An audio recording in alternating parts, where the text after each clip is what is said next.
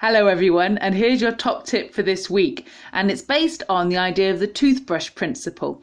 Now, the toothbrush principle is the idea that you always know where your toothbrush is, and next to your toothbrush is always your toothpaste, and it's on the sink with the taps, so everything is close together, everything is close to purpose.